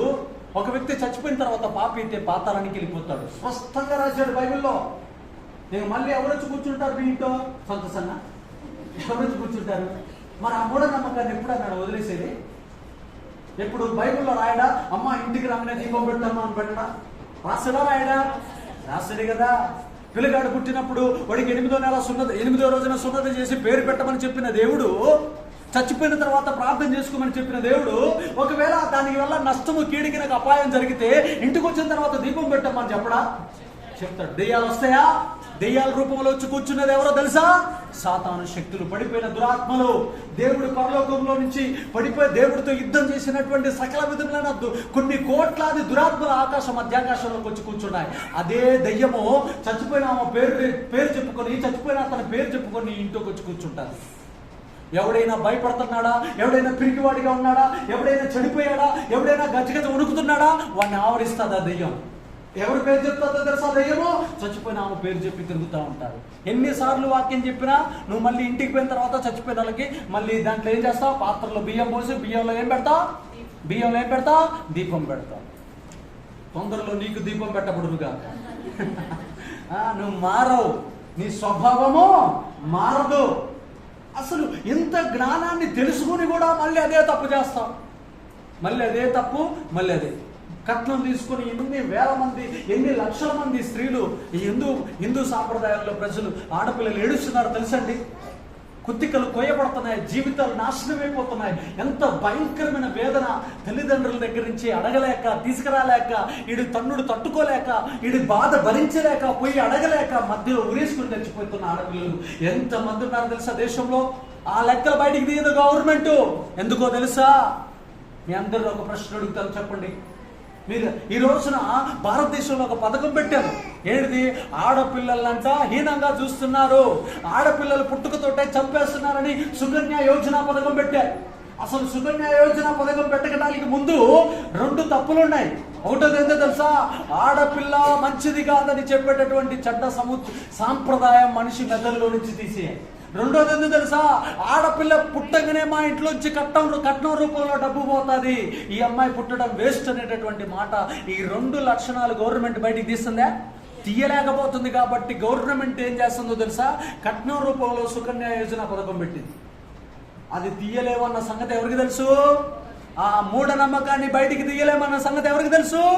ప్రజలలో నాటుకొనిపోయినటువంటి ఆ మూఢనమ్మకాన్ని బయటికి తీయలేమన్న సంగతి ప్రధానమంత్రి నరేంద్ర మోడీ గారికి తెలుసు. హల్లెలూయా! ఆయన చిరకాలం వర్ధిల్లును గాక, ఆయన మంచిగా దీర్ఘాయుష్తో బతుకును గాక. చూడండి ప్రియమైన బిడ్డలారా, తెలివిగా చేస్తున్నాడు. 6 లక్షల రూపాయలు అమ్మాయిలకి ఇస్తున్నాడు. కానీ అదే 6 లక్షల రూపాయలు ఇవ్వకుండా ప్రజలందరినీ చైతన్యపరిచి మూఢనమ్మకం నుంచి విడిపిస్తే దేశం అంతా బాగుపడుతుంది. ఎంతమంది ఆడపిల్లలు బతుకుతారు సమాజంలో? అది తీయలేరు. నాటుకొనిపోయినటువంటి దురాత్మ శక్తులు బయటకు వచ్చును గాక. క్రైస్తవులుగా మారిన ప్రతి ఒక్కరు జ్ఞానవంతులుగా మార్చబడుతురు గాక. జ్ఞానం కలిగిన ప్రతి ఒక్కరు కట్నాన్ని ద్వేషించదురు గాక. వాక్యాన్ని చదువుతున్నప్పుడు వాక్యం నీ హృదయంలో మండునుగాక, అది అగ్ని వంటిదై నిన్ను మార్చునుగాక. 4వ అంశం చదువుకుందాం ప్రియములారా. కీర్తన గ్రంథము 8వ అధ్యాయం 88వ అధ్యాయం 9వ వచనం. కీర్తన గ్రంథము 88వ అధ్యాయము 9వ వచనము. బాధ చేత నా కన్ను క్షీణించుచున్నది, యెహోవా ప్రతి దినము నేను నీకు మొర్ర పెట్టుచున్నాను, నీ వైపు నా చేతులు చాపుచున్నాను. దేవునికి మహిమ కలుగును గాక. ఇక్కడ 4వది, ప్రతి దినం మనం చేయాల్సింది ఏంటో తెలుసా? ప్రార్థన చేయాలి. దేవుడు మనల్ని ఎందుకు ప్రార్థన చేయమంటున్నాడు తెలుసా అండి? చాలా మందికి తెలియదు. చాలా మంది కష్టాలు, రోగాలు వచ్చిన తర్వాత వచ్చి ప్రార్థన చేస్తారు. నంగనాచులాగా వచ్చి కూర్చొని ఏడుస్తూ ఉంటారు. అన్ని రకాలైనటువంటి ఓటముల్లోకి ఓడిపోయిన తర్వాత వచ్చి ఏడుస్తారు. దానివల్ల ప్రయోజనం ఉందా? లేదు. యేసు ప్రభువు వారు ప్రార్థన ఎందుకు చేయమంటున్నారు తెలుసా? ప్రార్థన శోధనలోకి ప్రవేశించకుండా ఉండాలంటే నువ్వు ప్రార్థన చేయాలి. శోధనలోకి ప్రవేశించకుండా ఉండాలంటే ఏం చేయాలి? నువ్వు చెప్పాలి గట్టిగా. శోధనలోకి ప్రవేశించకుండా ఉండాలంటే నువ్వేం చేయాలి? ప్రార్థన చేయాలి. నేను మా కుటుంబం గురించి, నా పిల్లల గురించి, నా కుటుంబం, నా యొక్క సంఘం గురించి, నా దేశం గురించి ప్రార్థన చేస్తాను కాబట్టి, రోజు ప్రార్థన చేసుకుని పడుకుంటాను కాబట్టి దేవుడు నాతో మాట్లాడతాడు. ఇదిగో నీ పెద్ద కుమార్తెకి జ్వరం రాబోతుంది, లేచి ప్రార్థన చేయని చెప్తాడు. అంటే ముందే నాకేం చెప్తున్నాడు యేసయ్య? దర్శనం చూపించి జాగ్రత్తగా ఉండు, నువ్వు ప్రార్థన చేసినావు కదా, సాతానుడు నీ బిడ్డని ఇలా శోధించబోతున్నాడని ముందే చెప్తాడు. ఇలా ముందు చెప్పినప్పుడు మనకేమైతుందో తెలుసా? విజయం సాధిస్తాం. ఆల్రెడీ రోగం వచ్చిన తర్వాత నువ్వు డాక్టర్ దగ్గరికి వెళ్ళడం తప్ప ఏమీ సాధించలేదు. అదే ముందే నీకు తెలిసిందనుకో, పలానా వ్యక్తి నీ మీద విషపు చూపు నిలిపి ఉన్నాడు, పలానా వ్యక్తి నీ మీద మంత్ర ప్రయోగం చేయాలనుకుంటున్నాడు, పలానా వ్యక్తి నీకు కీడు చేయాలనుకుంటున్నాడు అని ముందే దేవుడు చెప్పాడు అనుకో, అప్పుడు అతనికి దూరంగా ఉంటావా? ఉండవా? దూరంగా ఉంటా. అప్పుడు నువ్వు కీడులో పడతావా? పడవు. అందుకని ప్రార్థన చేయాలి. గడి చెప్పండి, ఏం చేయాలి? ప్రార్థన చేయాలి. మనం ప్రార్థన ఎప్పుడైతే చేస్తామో శోధనలో పడిపోకుండా ఉండదు కాక. గంటలు గంటలు మనం దేవుని సన్నిధిలో ఏం చేయాలో తెలుసా? ప్రార్థన చేయాలి. ఈ ప్రార్థన చేసినప్పుడు మనము శోధనలో పడిపోకుండా అనేకమైన వ్యాధుల నుండి, రోగాల నుండి, కష్టాల నుండి, బాధల నుండి, ఇరుకుల నుండి, శ్రమల నుండి మనము తప్పించబడదము గాక. ఇది అందుకనే ప్రతి దినము మొర్ర పెట్టాలంట. చెప్పండమ్మా, ఏం చేయాలి? ప్రతి దినము మొర్ర పెట్టాలి. మొర్ర ప్రార్థన ఆ రుచి నీకు దొరుకును గాక. ప్రార్థన అనే రుచి నీకు దొరుకును గాక.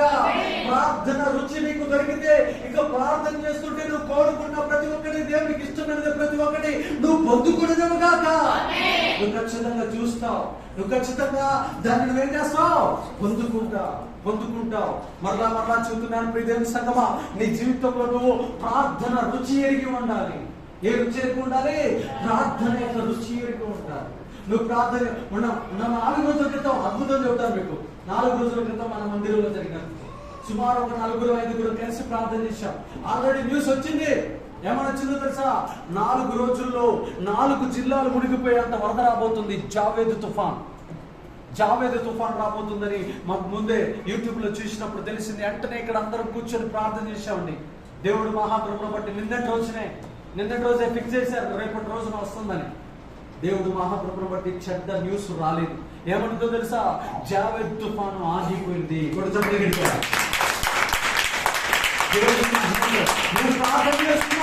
ఎన్నో లక్షల మంది చేసి ఉండొచ్చు కాదంటలా, కానీ నీ ప్రార్థన కూడా దేవుడు ఆలకించడా లేదా? ఆ 4 జిల్లాల మీదకి వచ్చేటటువంటి తుఫాను యొక్క నష్టము, ప్రాణ నష్టము, ఆస్తి నష్టం ఆగిపోయిందా లేదా? సుమారు ప్రధానమంత్రి గారి మీద, సీఎం గారి మీద 1,000 కోట్ల భారం పడిపోతుంది అది కనుక ఆ తుఫాను వస్తే. దానివల్ల క్షేమాన్ని దేవుడు ఇచ్చాడు. దేవునికి మహిమ కలుగును గాక. అందుకని నువ్వు ముందే ఏం చేయాలో తెలుసా? ప్రార్థన చేయాలి. ఏం చేయాలి?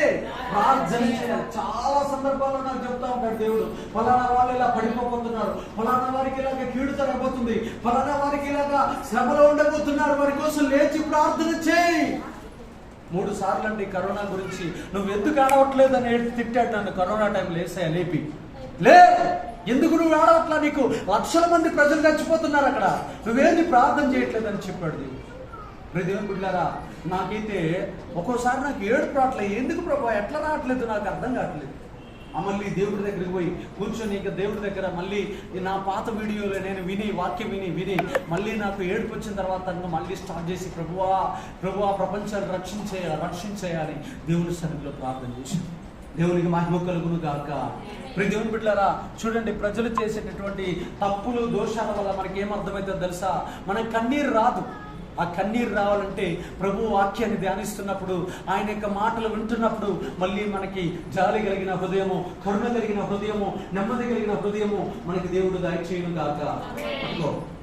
దేవుడికి మహిమ. అందుకని మనం శోధనలో ప్రవేశించకుండా ఉండాలంటే ఏం చేయాలి? ప్రార్థన చేయాలి. మీ అందరికీ ఒక విషయం చెప్తాను. మన ఇంటి మీదకి ఎవడో మంత్రప్రయోగం చేయాలనుకుంటున్నాను. ఆ మంత్రప్రయోగానికంటే ముందే, వాడికంటే ముందే లేచి నువ్వు ప్రార్థన చేస్తే వాడి మంత్రం మన ఇంటి మీదకి వస్తుందా? వాడు అనుకుంటాడు, ఒక సంఘం కాడికి పోయాడంట మాంత్రికుడు, నాకు ఎన్ని విద్యలొచ్చో అన్ని విద్యలొచ్చు, ఈ మందిరానికి జనాన్ని రాకుండా చేస్తానని సవాల్ ఇచ్చిరాడంట. 1 నెలలో ఈ మందిరం లేకుండా అంటే వీళ్ళు కూడా 10 మంది లోపల ఉన్న వాళ్ళు అందరంట నిన్ను మార్చేదాకా నిద్రపోమన్నారంట. వీళ్ళు 10 మంది యువతల ప్రార్థన, వాడు అవతల ప్రార్థన. వాడేమో మందిరానికి జనానికి రాకూడదని వాడి ప్రార్థన, వీళ్ళేమో ఈడు మారాలని. లాస్ట్కి 10 రోజుల తర్వాత మనోడికి తీవ్రమైన జ్వరం వచ్చింది. ఆ జ్వరాన్ని ఏ విగ్రహ శక్తులు, ఏ యొక్క వాడికి వరాలు ఇచ్చిన ఏ శక్తులు వాడిని కాపాడలే. లాస్ట్కి ఫ్యాన్లు వచ్చి ఆ జ్వరం విష జ్వరంగా మారిపోయింది. ఇంకా లాస్ట్కి ఎక్కడికి వచ్చాడు? పాస్టర్ గారి దగ్గరికి వచ్చి సీక్రెట్గా, అయ్యా పాస్టర్ గారు, నేను ఓడిపోయాను, నా కోసం ప్రార్థన చేయండి. ఆమేన్. దేవునికి మహిమ ఘనత ప్రభావం తెలుసా? మనిషికి క్షేమాన్ని కలగజేసే ప్రార్థనకి అంత శక్తి ఉంటే, కీడుని చేసే నీకే అంత శక్తి ఉంటే, క్షేమాన్ని చేసే, మంచిని చేసే మాకెంత శక్తి ఉండాలిరా కూర్చోడు? అంత శక్తి ఉండాలి. మంచిని చేస్తున్నావా, కీడుని చేస్తున్నావా? సమాజాన్ని కడుతున్నా, సమాజాన్ని కట్టే మాకెంత బలం ఉండాలి? అందుకే నేను లేవటమే దేవుడి దగ్గరకు వచ్చి ఒకటే మాట అనాలి, ప్రభువా నా చుట్టూ నా పిల్లల చుట్టూ అగ్నికంచె వేసేదవు గాక. నీ ఇంటి చుట్టూ నీ పిల్లల చుట్టూ అగ్నికంచె పడితే అది నీ కళ్ళకు చూపిస్తాడు యేసయ్య. నీ ఇంటి చుట్టూ అగ్నికంచె చేసినట్టు నీకు దర్శనంలో చూపిస్తాడు. దెబ్బకి నీ చుట్టూ ఏ దుష్ట శక్తి రాకుండా నీ ఇంటి చుట్టూ దేవుడు కాపుదల ఉండును గాక. అందుకని శోధనలో ప్రవేశించకుండా ఉండాలంటే మనం ఏం చేయాలి తెలుసా? ప్రార్థన ప్రార్థన ప్రార్థన. అదే నువ్వు ఒంటరిగా ఉండి ఇంట్లో కూర్చొని ప్రార్థన చేయమంటే అప్పుడు దెయ్యం చెప్పు తెలుసా? ఏం చేస్తావులే ప్రార్థన.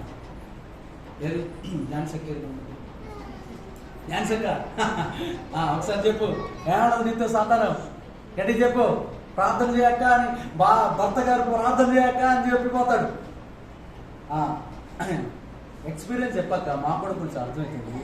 చేయనిస్తారా సింగిల్కి ఉంటే ఆ ప్రార్థన చేయనిస్తా దయ్యం చెయ్యలేదు. నలుగురు ఉంటే గంట సేపు ప్రార్థన చేస్తాం. హల్లెలూయా. నలుగురు ఉన్నాం అనుకో, 4 కట్టెల మీద నుంచి వచ్చే మంట ఎలా ఉంటది? ఘనఘన మండుతా ఉంటది. అదే ఒక్క కట్టు ఉంటే ఏం చేస్తుంది? చలి ఆపేస్తుంది. చలి అంటే ఏంటన్నా? దుప్పటి పట్టుకొని కింద బెడ్ వేసుకొని పైన దుప్పటి ఎత్తికి లేస్తావు. 4 గంటలకి 8 గంటలకు లేస్తావు. 8 గంటలకి లేచే క్రైస్తవుడు చల్లారిపోయిన క్రైస్తవుడా, ఆరిపోయిన క్రైస్తవుడా, మండే క్రైస్తవుడా? మన క్రైస్తవులో ఒక దరిద్రమైన అలవాటు ఉంటుంది. అయ్యా నువ్వు సండే క్రైస్తవుడా, మండే క్రైస్తవుడు? సండే క్రైస్తవుడు అంటే ఏంటి? సండే మాత్రమే వస్తాడు చల్లారిపోయి. మండే క్రైస్తవుడు అంటే ఏంటి? ప్రతిరోజు ప్రార్థన చేస్తాడు. సండే క్రైస్తవుడు అంటే సండే రోజుని అటక మీద ఉన్నటువంటి బైబిల్ తీసుకొని బయలుదేరతాడు. మన ఇంట్లో మన మందిరంలో సండే క్రైస్తవులు చచ్చిపోదురు గాక. అందరూ మండే క్రైస్తవులు ఉండేదారు గాక. మండే క్రైస్తవులుగా ఉండేదము గాక. హల్లెలూయా. కాబట్టి ఇప్పుడు దేవులారా, హెబ్రీయులకు రాసిన పత్రిక 3వ అధ్యాయము 15వ వచనం. హెబ్రీ భవిష్యత్తు మొత్తము, నీ భవిష్యత్తు అంతా దేంట్లో ఉందో తెలుసా? ప్రార్థనలోనే ఉంది. నీకు ప్రార్థన ఎందుకు నేర్పుతున్నాడు తెలుసా యేసయ్య? ఆ ప్రార్థన ద్వారా సమస్తాన్ని చేయించవచ్చు. ప్రార్థన ద్వారా ఏం చేయించవచ్చు? సమస్తాన్ని చేయించవచ్చు. సమస్తాన్ని. నీకు ఎంత పెద్ద సమస్య అయినా సరే నువ్వు ప్రార్థన చేస్తే పరలోకం నీ కింద పనిచేయను కాక. నీ మీద కాదు, నీ కింద పనిచేస్తుంది. నీ కింద పనిచేయను కాక. ప్రార్థనకు అంత శక్తి ఉన్నది. అయ్యా నా శక్తి కాదు, నా బలం కాదు, నా బంధువుల బలం కాదు, నా చుట్టాల బలం కాదు, నా స్నేహితుల బలం కాదు ప్రభువా, నీ బలం ఆశ్రయించానయ్యా అన్నప్పుడు ఆ బలం నిన్ను ఏం చేస్తా తెలుసా? నిన్ను కాపాడును గాక. నేనేం చేస్తుంది ఆ బలము? నిన్ను కాపాడతాడు. హల్లెలూయా. చూడండి ప్రియమిత్రులారా, ఈ హెబ్రీయులకు రాసిన పత్రిక 3వ అధ్యాయం 15వ వచనం. హెబ్రీయులకు రాసిన పత్రిక 3వ అధ్యాయం 15వ వచనం.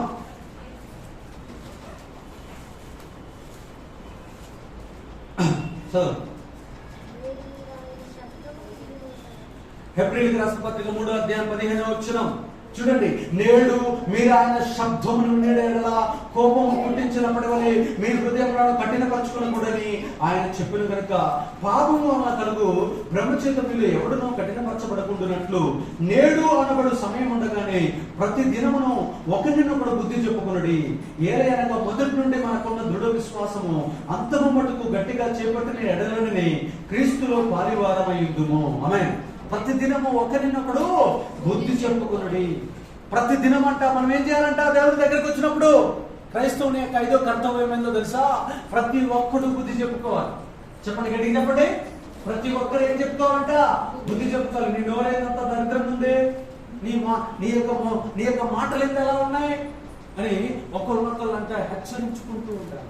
అయ్యో నీకు ప్రార్థన జీవితం లేదేంది, అయ్యో నీకు వాక్యపు జీవితం లేదేంది, అయ్యో నీకు పరిశుద్ధ జీవితం లేదేంది, అయ్యో నీకు సహవాసం అంటే ఏందో తెలవదేంది, అయ్యో నీకు సువార్త అంటే ఏందో తెలవదేంది, అయ్యో నీకు సహోదర ప్రేమ అంటే ఏందో తెలవదేంది, అయ్యో నీకు దీన మనసు లేదేంది, అయ్యో ఇద్దరు భయంకరమైన రోగాలతో చచ్చిపోతుంటే పక్కన వాళ్ళకి మంచి నీళ్ళు ఇద్దామని పరిచయం చేద్దామని బుద్ధి లేదేంది. అమ్మా, పక్కింటి వాళ్ళకి సభలో రోగాలు బాధలు కష్టాలు వచ్చినప్పుడు వారికి నువ్వు పరిచర్య చేయకపోతే నీకు వచ్చినప్పుడు వాళ్ళు వచ్చి చేస్తారా? చెయ్యరు. కాబట్టి ఆ పక్కన వాళ్ళకి నువ్వు ఎలాగ నిరూపించుకోవాలి?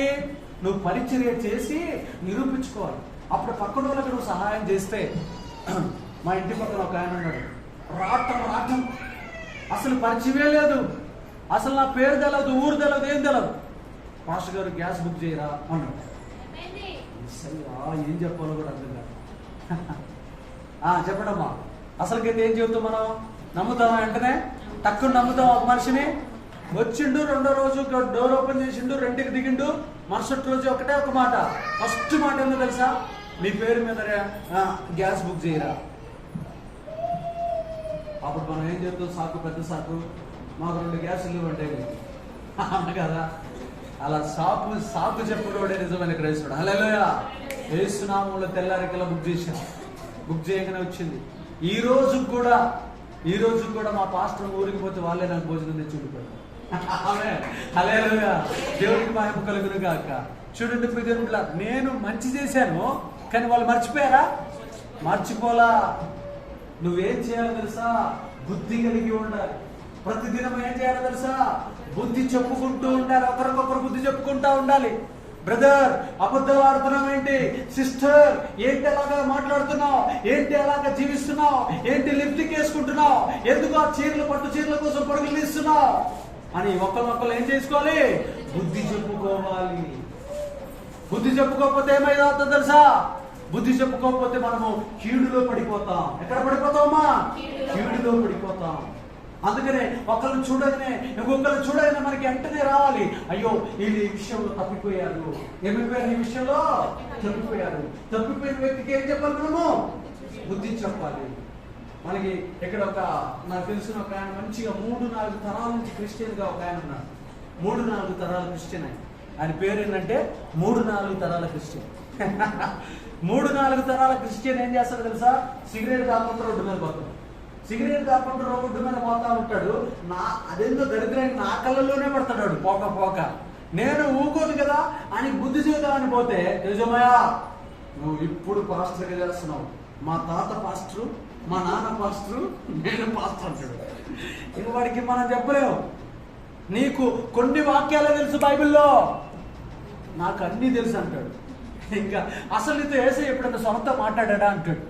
నాతో రోజు మాట్లాడతాడు అంటాడు. ఇక అసలు నువ్వు ఎన్ని ఉపవాసాలు ఉన్నావు నీ జీవితంలో అంటాడు. ఇక నేను అంటాను, అన్న నేను ఎన్నో కొన్ని ఒక 2,000 3,000, నేను 10,000 అంటాడు. ఏది పోయినా కానీ పొడిగే. ఇంకేమైనా చెబుతావా? ఇంకా చెప్పలేము. వాడు తప్పిపోయాడు పూర్తిగా. మనం ఏం చేద్దాం అనుకుంటారా? అయ్యా నా సిగరెట్ ఎందుకన్నా, నీ వల్ల అనేక మంది క్రైస్తవులు చర్చికి రాకుండా నాశనం అయిపోతున్నారు అన్నంటే, పోనీ తేజమయ్యా పోనీ మనకేమైంది? నా ఇష్టం నా స్వేచ్ఛ నువ్వు అడ్డుకోకూడదబ్బా. నువ్వు చిన్నోడివి పెద్ద మాటలు మాట్లాడుతున్నావు అంటాడు. నువ్వు చిన్నోడిగా ఉన్నాడు. అరే చిన్నోడేంది పెద్దోడేంది మంచి చెప్పడానికి? చిన్నోడేంది పెద్దోడేందమ్మా? ఆ రోజున ఇజ్రాయెల్ చిన్నది ఒక మాట అంటుంది, అయ్యా నయమాను గారు, మా దేశానికి వెళ్తే మా దేశంలో ఒక దైవజనుడు ఉన్నాడు, ఆయన దగ్గరికి వెళ్తే నీకు కుష్టి వ్యాధి పోతాది. ఆమేన్. పోతాది అని చెప్పకుండా దెబ్బకి గుర్రం వేసుకొని బయలుదేరుతాడు. మనోడు సైన్యాన్ని వేసుకొని బయలుదేరుతాడు. ఇజ్రాయెల్ దేశంలో ఎవరో ఎలీషా ఉన్నారంటయ్యా, ఆ పాస్టర్ గారు ఎక్కడో చెప్పండి అయ్యా అంటే, ఎలీషా గారు అదిగో అక్కడ ఉంటాడయ్యా, అక్కడికి వెళ్ళిపోండి అంటే ఆ ప్రాంతంలోకి వెళ్ళిపోతాడయ్యా. అయ్యా ఇదిగో సిరియా దేశం నుంచి వచ్చిన సైన్యాధిపతులయ్యా, నేను కత్తి పట్టుకున్నానంటే కొన్ని దేశాలు భయపడతాయా, అంత గొప్ప పరాక్రమశాలు వచ్చానయ్యా, ఒక్కసారి బయటకు వచ్చి నాకు ప్రార్థన చేయంటే, దేవుడు నేను దేవుని సన్నిధిలో ఉన్నాను, నువ్వు ఇక్కడి నుంచి ఇట్టే బయలుదేరి యోర్దాను నదిలో 7 సార్లు మునిగి వెళ్ళిపోని దేశానికి అంటాడు. అయ్యా నేను ఎవరినో తెలుసా? నేను పరాక్రమశాలిని. అయ్యా నేను ఎవరినో తెలుసా? ఒక దేశానికి సైన్యాధిపతిని. అయ్యా నేను ఎవరినో తెలుసా? నా పేరు చెబితే దేశాల్లో ఉన్నటువంటి రాజులు భయపడతారు. మాట్లాడాకో. నేను చెప్పింది ఏం చేయాలి? నేను చెప్పినట్లు నా దేశంలో ఉన్న యోర్దాను నదిలో 7 సార్లు మునిగి వెళ్ళిపో. నువ్వు దేనికోసం వచ్చావు?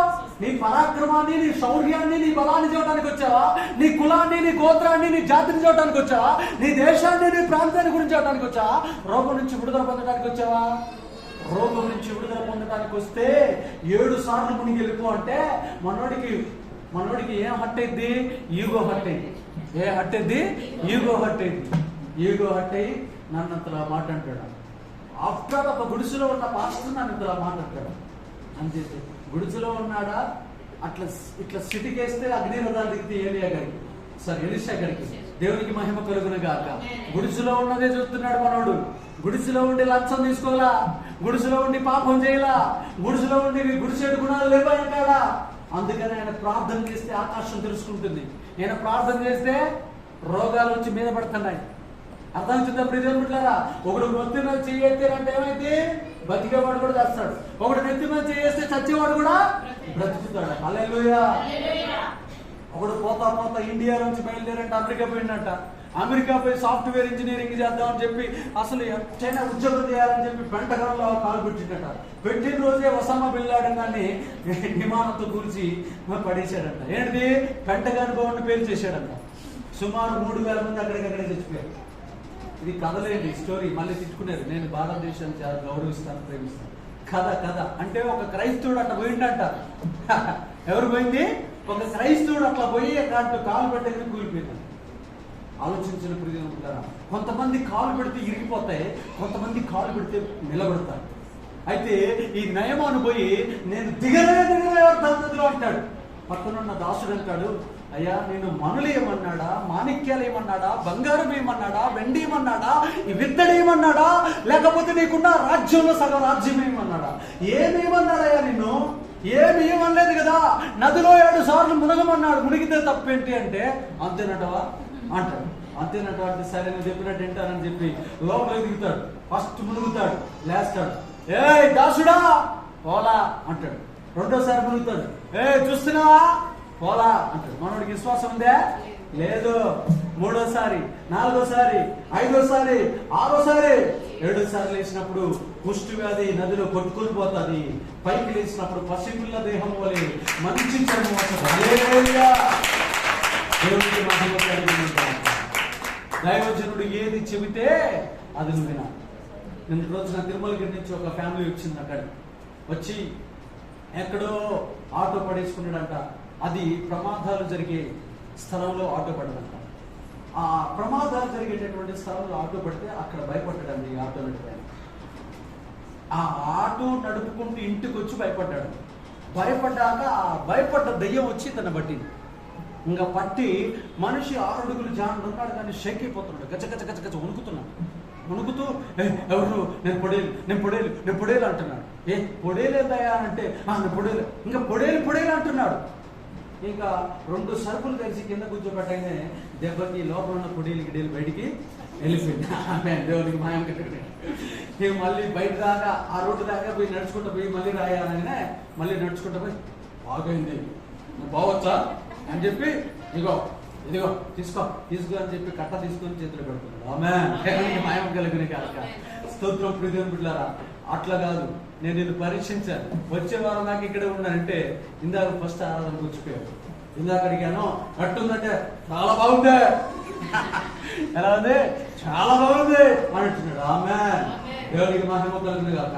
ఇంట్లోకి వామని పిరికితనం ఆత్మ అంట. నాకు ఏందో కనపడుతుంది, నేను చచ్చిపోతా నన్ను ఎవరో చంపాలనుకుంటున్నారని భార్య పిల్లని ఆడపిల్లని ఇంట్లో ఉన్న వాళ్ళందరికీ కలవరపడటమే. దెబ్బకి తిరుమలగిరి నుంచి ఆవేసుకుని వచ్చాడు. ఆమేన్. ఈరోజు నా సంతోష హృదయం తెలియకోను కాక. చూడండి దేవుని బిడ్డలారా, మరలా చూస్తున్నాను, నీ జీవితంలో గుర్తుపెట్టుకో దేవుని సంగమా. ఇక్కడ రాస్తున్నటువంటి మాట ఏందో తెలుసా? ఇక్కడ ఏం రాస్తున్నాడు? ఒక్కరికి ఒకడు మనం ఏం చెప్పాలి? బుద్ధి చెప్పుకోవాలి. ఒకడికొకడు మనం ఏం చెప్పాలి? బుద్ధి చెప్పుకోవాలి. లిఫ్ట్కి వేసే ఆమె లిఫ్ట్కి వెయ్యని ఆమె బుద్ధి చెబుతా ఉంటది, అక్క ఎందుకే నీకు అని అంటే నువ్వు అప్పుడు ఏమంటావు? నీకు అనవసరం అనుకో, నిన్ను తీసుకెళ్ళి ఎక్కడేస్తాడు? నరకం వేసి నీకు అనవసరం పర్లోకం. అర్థమవుతుందమ్మా? పౌడర్ వేస్తున్నామని ఒక పక్కన గుచ్చుతుంది, పౌడర్ ఎందుకే మనకి అంటారు. అలాగనే నీకు అనవసరం అనుకో, అనవసరం తీసుకుపోయి ఎక్కడేస్తాడు? పాతాల గుండెలు వదిలిపెడతాడు. అర్థమవుతుందమ్మా? సెల్ ఫోన్ చూసేటటువంటి ఆమె దేవుడు చూడండి, మన దేవుడు ఎంత గొప్ప దేవుడు తెలుసా? మనల్ని మార్చడానికి మన క్షేమం కోసం మనల్ని కాపాడటానికి మనుషుల్ని ఎక్కడ పెట్టాడు? పరలోకంలో పెట్టలా, మన ఇంటి పక్కనే పెట్టాడు, మన ఇంట్లోనే పెట్టాడు. ఎక్కడ పెట్టాడమ్మా? ఒక్కొక్క ఇనుము చేత ఏమవుతుందంట? పదునెక్కుతుంది. ఇనుము కోసుకుంటేనే పదునెక్కుతుంది. ఇనుముని వేరే దాంతో పదును చేయగలుగుతావా? చేయలేవు. అలాగే ఒక మనిషిని సరి చేయడానికి దేవుడు ఎవరిని వాడుకుంటాడు? మరొక మనిషిని వాడుకుంటాడు. దేవుడు నీకు వస్తే బతుకుతావా? దేవుడిని చూస్తావా? దేవుడిని చూసి తట్టుకోగలుగుతావా? నీ కన్నులు బతుకుతాయా? ఆయన తేజస్సును చూస్తావా? చూడలేవు. కాబట్టి నీ పక్కనే ఒక 4 ఆత్మీయుల దేవుడు పెట్టును గాక. నీ పక్కన వాళ్ళ మాటలు వినదవు గాక. నీ పక్కన వాళ్ళు నీకు మంచి చెబుతుంటే ఆ మంచిని ఎప్పుడు పాటించదవు గాక. ఆ మంచి నువ్వు వినే కొద్దీ నువ్వు బుద్ధివంతురాలుగా దేవుని దృష్టిలో ఎదగదవు గాక. మా ఇంట్లో నాకు ఒక శిఖరాన్ని పెట్టాడు మా పాస్టర్ అమ్మ. ఇంకా ఏదైనా తప్పు చేస్తే మామూలుగా తిడతాను. ఏసునామములో ఆమె జీవితాంతం నన్ను తిట్టును కాక, నేను సరి చేయబడదనే ఉంటాను కాక, ఆమె తిట్టే కొద్ది నా లోపల మార్పు వచ్చును కాక. చూడండి ప్రియమైన, మీరు అనుకుంటారు కదా నాకంటే మా పాస్టర్ మీద చాలా మంచి చెప్పండి గొప్ప, మీరు దుర్మార్గులు. దేవుడికి మహిమ. లేస్తే ఏదన్నా తప్పు చేయని తిట్టుంది. మీరు చూడండి పోతా పగలంతా తిరిగి సాక్షులు వేసుకొని ఇంటికి పోతా. ఈ కంపు కొడతా ఉంటాయి. కంపు కొడుతున్నప్పుడు ఇంట్లోకి పోతే ఎట్లా ఉండదమ్మా? ఇంక నువ్వు మారవాంటది. మారవానగా నేను మారాలా వద్దా? మారే లోపలికి పోయి సాక్షులు ఉత్తుక్కొని వచ్చేదాను కాక. అర్థంగా ఇంకా ఇట్లాంటి కొన్ని ఉంటే అవన్నీ యేసునామములో మీకు కూడా కనుక తెలియజేయబడదు కాక. కాబట్టి ప్రియదేవులారా, ప్రతి ఒక్కటి దేవుడు మనకి ఏం చెప్పాలనుకుంటున్నాడంటే, ఇంకా పరిశుద్ధతలోనికి, ఇంకా నీతిలోనికి, ఇంకా సత్యంలోనికి, ఇంకా సర్వసత్యంలోనికి మనం నడిపించబడదాము కాక. ఇంకా మనల్ని గద్దించే కొద్దీ మనకి బుద్ధి వచ్చును కాక. క్రైస్తవుని యొక్క నిజమైన కర్తవ్యం ఏంటో తెలుసా? నీ భార్య నిన్ను సరిచేసే కొద్దీ నువ్వు సరి చేయబడదు గాక. నీ భర్త నిన్ను సరిచేసే కొద్దీ నువ్వు సరి చేయబడదు గాక. క్రైస్తవ సంఘంలో ఉన్న దరిద్రం ఎందుకు తెలుసా? ఎవరన్నా అమ్మా దీన్ని సరి చేసుకో అంటే తన వాళ్ళు కక్షపడతారు. కక్ష పట్టిన అంటే నువ్వు మారలేవు. నీలో మార్పు రాదు. నీ లోపల మార్పు రావాలంటే నువ్వు పక్కనుడి మాట వినదవు గాక. నువ్వు వినే కొద్దీ నువ్వు గర్రెగా మార్చబడదవు గాక. నువ్వు వినకపోతే దేవుడి దృష్టి ఎలా ఉంటుందో తెలుసా? భయంకరమైనటువంటి మాట వినని జంతువులు, సింహాలు, సింహపులిలాగా ఉంటాము. గొర్రె పావురములు మాత్రమే దేవుడి మాట వింటాయి. కాబట్టి నీ లోపలికి విధేయత లక్షణాలు నీ లోపలికి వచ్చును గాక. విధేయతలు రావాలంటే నువ్వు నీకు బుద్ధి చెప్పేవారి మాట నువ్వు వినదవగాక. చూడండి, ఒక కొడుకున్నాడు. ఆ కొడుకు చెప్తున్నాడు, మమ్మీ నువ్వు ఎందుకో ఆశ్రమలోకి వెళ్ళిపోతున్నావు, లోకాశంలోకి పోతున్నావు. నేను మంచి ప్రార్థనా పరురాలైన అమ్మాయిని పెళ్లి చేసుకోవాలనుకుంటున్నా. నువ్వేమో కలలుగంటున్నావు కట్నాలు తీసుకురావాలని.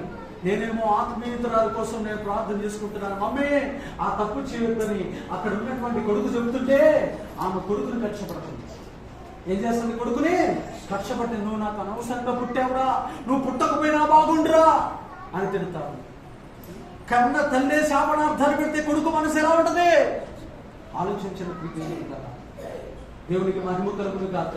మన తల్లిదండ్రులకు కూడా బుద్ధి చెప్పదాము గాక. మనకంటే చిన్నవారికి కూడా బుద్ధి చెప్పదాము గాక. మన కర్తవ్యం ఏందో తెలుసా? దైవజనుడు నీకు ఏదైనా చెప్పినప్పుడు వెంటనే నువ్వు బుద్ధిని నేర్చుకునేదాము గాక. నువ్వు కూడా ఏదైనా చెప్పినప్పుడు మేము కూడా మార్చబడదాము గాక. నెక్స్ట్ వన్ చూద్దాం. ఆ కీర్తన గ్రంథం 61వ అధ్యాయము 8వ వచనం. కీర్తన గ్రంథము 61వ అధ్యాయం 8వ వచనం. కీర్తన గ్రంథము 61వ అధ్యాయము 8వ వచనం. 61:8 దినదినము నా మొక్కుబడులు నేను చెల్లించినట్లు నీ నామము నిత్యము కీర్తించెదను. దినదినము నీ మొక్కుబడులు నేను చెల్లించినట్లు నీ నామమును నిత్యము కీర్తించెదను. ఇక్కడ ఆరో కర్తవ్యం ఏంటో తెలుసా? క్రైస్తవుని యొక్క ఆరో కర్తవ్యము దేవుడికి చేసినటువంటి మొక్కుబడులు చెల్లించాలి. దేవుడికి చేసిన మొక్కుబడులు మనం ఏం చేయాలట? చెల్లించాలి. గట్టి చెప్పండి. ప్రతి ఒక్క దేవుడితో ఏం చేయాలి? మనము మొక్కుబడులు చేసుకోవాలి. మొక్కుబడులు అంటే ఏంటిది? ప్రభువా నా కొడుకు ఫస్ట్ క్లాస్ లో పాస్ కావాలి, నా కూతురు స్కూల్ ఫస్ట్ రావాలి, వస్తే నేను ఇలాగా ప్రభువా నీ సన్నిధిలో సాక్ష్యం చెబుతాను, నేను నీకు ఇలాగా మేలు చేస్తాను, నీ మందిరాన్ని కట్టిస్తాను. ఇలాంటి మొక్కుబడులు నువ్వు దినదినము చేసుకున్నప్పుడు ఆ చేసిన మొక్కుబడి నెరవేర్చబడిన తర్వాత దాన్ని చెల్లించదవు గాక. హల్లెలూయా. చేసిన మొక్కుబడులు దినదినము మనం ఏం చేయాలంట? చెల్లిస్తూ ఉంటారు. కొంతమంది మురిగిపోతా ఉంటాయి మొక్కుబడులు. ఇలా జీవితాలు కూడా ఏమైపోతాయి? దేవుడు అదే మొక్కుబడులతో వాళ్ళ కొడతా ఉంటాడు. అమ్మ నేను మరలా చూస్తున్నా, మొక్కుబడి చేసుకుంటే చేసుకో, లేకపోతే అస్సలుగా కాకు. చేయకుండా ఉండటం మంచిది. ఒకవేళ చేసిన తర్వాత తిరిగి చెల్లించకపోతే నీకు ఎవరు శత్రువు అవుతారో తెలుసా? దేవుడే శత్రువు అయిపోతాడు. అప్పుడు దాకా సాతాను శత్రువుగా ఉంటే మొక్కుబడి చేసిన తర్వాత నీ ఆశ తీరిపోయిన తర్వాత నీకు దేవుడు కోరుకున్న విజయం ఇచ్చిన తర్వాత నువ్వు కనుక దేవుడికి మొక్కుబడి చెల్లించకపోతే దేవుడు నీకు శత్రువుగా పనిచేయడం మొదలు పెడతాడు. దేవుడు నిన్ను కొట్టడం మొదలు పెడతాడు. చాలా మంది బైబిల్ చదివేటప్పుడు అనుకుంటారు, బ్రదర్ ఏంటి నీకు ఈ రోగం ఎందుకు వచ్చిందంటే ప్రతి ఒక్కడు అక్కడ లేస్తే చాలు మనం క్రైస్తవులు ఒకటే మాట, నన్ను క్రైస్తవుడు కొడుతున్నాడు, నన్ను సాతాను గడి కొడుతున్నాడు, నన్ను సాతాను గడి హింసిస్తున్నాడు, నన్ను సాతాను గడి గాయపరుస్తున్నాడు, నన్ను సాతాను గడి బాధపడుతున్నాడు అని చెబుతాడు. లేస్తే సాతాను. అసలు సాతాను కొన్ని పనుల్లో కొన్ని కార్యాల్లో రానే రాడు. కొన్ని సందర్భాల్లో కొట్టేది ఎవరో తెలుసా? కొన్ని సందర్భాల్లో కొట్టేది ఎవరైనా అంటే దేవుడు కూడా కొడతాడు. చెప్పండమ్మా, ఎవరు కొడతాడు? దేవుడు కూడా కొడతాడు. కాబట్టి దేవుడి సంగమా మరలా చూస్తున్నాను, నీ జీవితంలో గుర్తుపెట్టుకోవాల్సింది ఏంటంటే దేవుడి చేత మనం కొట్టబడకుండా ఉండాలంటే మనం ఏం చేయాలి అంటే గుర్తుపెట్టుకోవాలి, ప్రతి దినమును దేవుడికి ఇచ్చినటువంటి మొక్కుబళ్ళు చెల్లిస్తూ ఉండేదాము కాక. ఇది క్రైస్తవుల యొక్క కర్తవ్యమైనది. క్రైస్తవుల యొక్క కర్తవ్యమైనది. దినదినములు చేసినటువంటి మొక్కుబళ్ళు దేవుడికి చెల్లించి ఆయన నామమున యొక్క కీర్తిని నువ్వు ఘనపరచదవు గాక. దేవునికి మహిమ కలుగును గాక. ఇవన్నీ కూడా సామెతల గ్రంథం 8వ అధ్యాయం 30 వచనం, సామెతల గ్రంథము 8వ అధ్యాయము 30 వచనం ఒక్కసారి ధ్యానిద్దాం. 8:30 సామెతల గ్రంథం 8వ అధ్యాయం 30 వచనం, నేను ఆయన యొద్ద ప్రధాన శిల్పిని అనుదినము సంతోషించుతూ నిత్యము ఆయన సన్నిధిని ఆనందించుచుంటిని.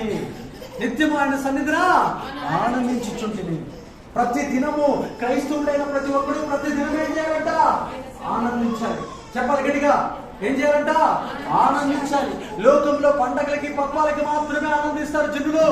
కానీ వాక్యం ఏం తెలియజేస్తుందో తెలుసా? మనం అనుదినము ఆనందించాలి. మనకున్న ఆహారాన్ని బట్టి, మనకున్న వస్త్రాలను బట్టి, మనకున్న ఆరోగ్యాన్ని బట్టి, మనకున్న సౌభాగ్యాన్ని బట్టి, మనకిచ్చిన కుటుంబాన్ని బట్టి, మనకున్న ఉద్యోగాన్ని బట్టి, మనకున్న వ్యాపారాన్ని బట్టి, మనకున్నటువంటి వరములను బట్టి, మనకున్న తలాంతులను బట్టి, మనకున్న జ్ఞానాన్ని బట్టి, మనకున్న విద్యను బట్టి, మనకున్నటువంటి చుట్టాలను బట్టి, మనకున్న స్నేహితులను బట్టి అనుదినము దేవుని దగ్గర మనము సంతోషిస్తూనే ఉండాలి. హల్లెలూయా.